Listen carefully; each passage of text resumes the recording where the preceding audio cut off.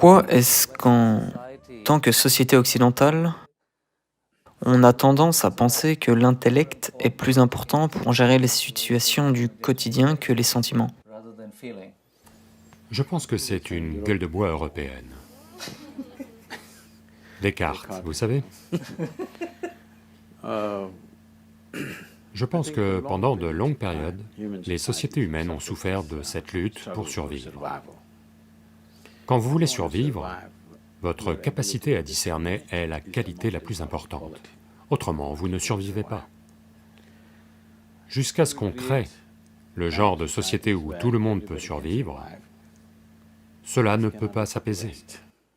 Donc c'est la raison pour laquelle les sociétés orientales n'ont pas autant misé sur l'intellect, mais sur l'intelligence.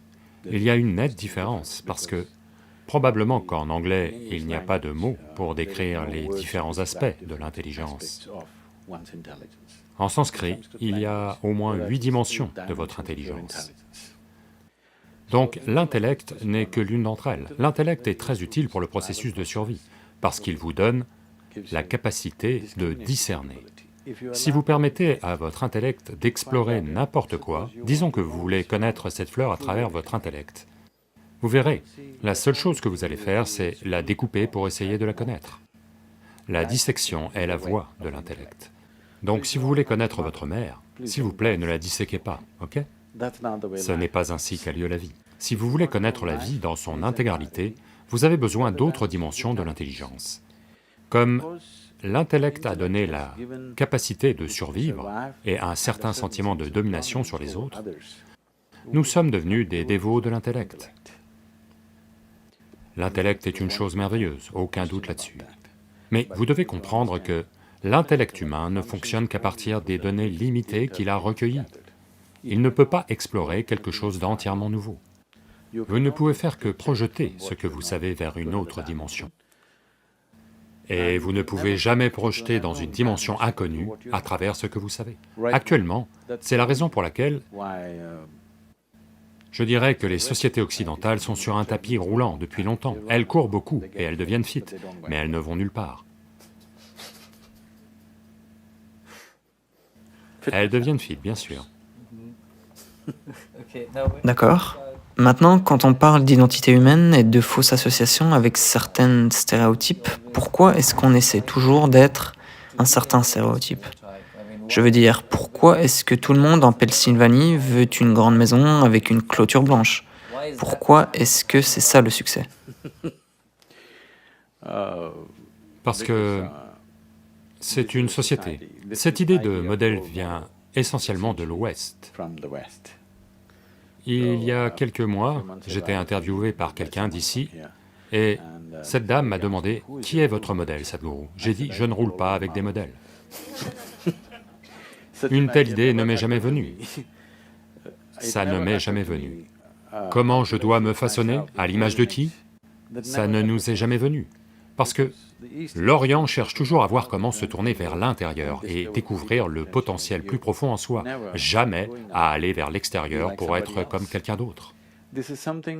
Ceci est quelque chose qui est présent dans l'éthos naturel de l'Inde, que vous ne pouvez pas être quelqu'un d'autre. Vous ne pouvez jamais être quelqu'un d'autre, vous ne pouvez qu'être vous-même. Et comment faire de ce vous-même un plein potentiel, une pleine croissance? C'est tout. Les exemples yogiques traditionnels l'expriment ainsi. Si un manguier regarde un cocotier et se dit que le cocotier est plus grand et aspire à devenir un cocotier, il deviendra un manguier sans valeur. Donc, chaque vie est unique à sa manière et à sa propre place. La seule chose que la vie a à faire est de trouver la nourriture nécessaire pour grandir pleinement. Si vous devenez un vous-même pleinement épanoui, c'est tout ce que vous pouvez faire, autrement vous allez devenir prétentieux. Donc le problème c'est que, une fois que vous vous fiez à votre intellect, ces deux choses sont très liées. Une fois que vous vous fiez à votre intellect, vous aurez tout un tas d'informations, mais vous ne savez rien. C'est l'éducation moderne. Vous avez tout un tas d'informations avec vous, tout le monde débite ce que...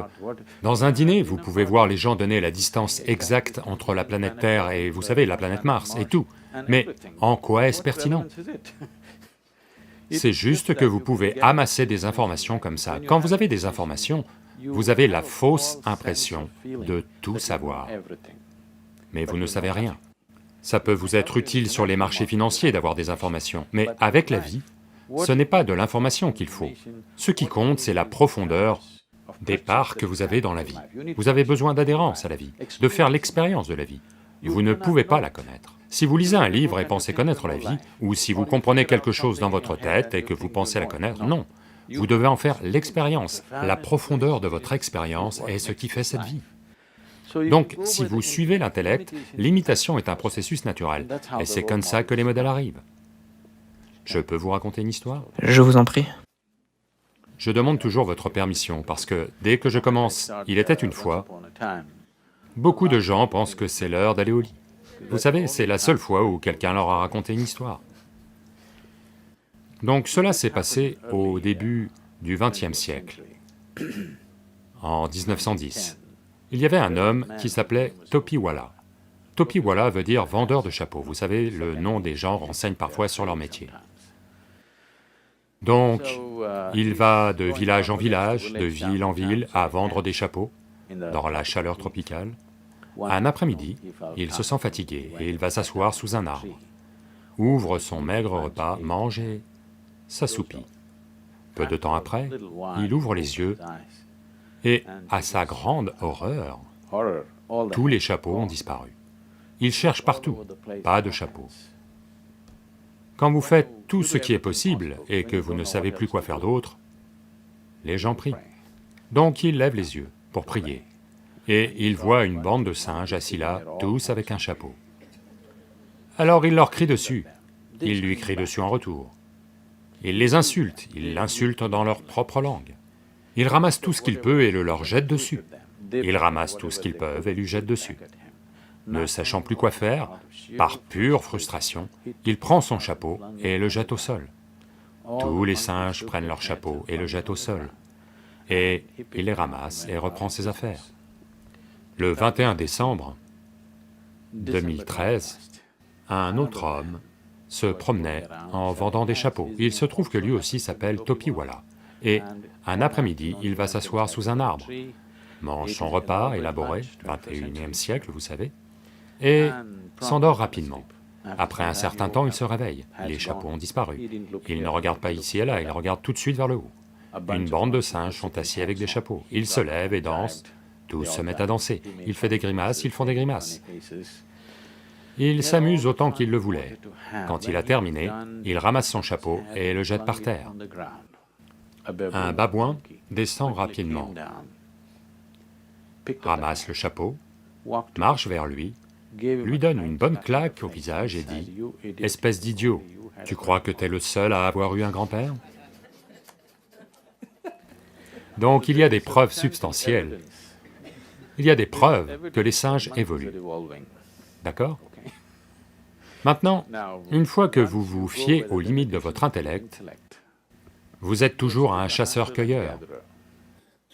Peut-être qu'au lieu de collecter des morceaux de viande et de cuir et des os et des dents d'animaux, aujourd'hui vous collectez des informations, vous connaissez la distance entre Mars et le Soleil et ci et ça, peut-être que vous collectez, mais la nature de l'intellect est toujours de collecter.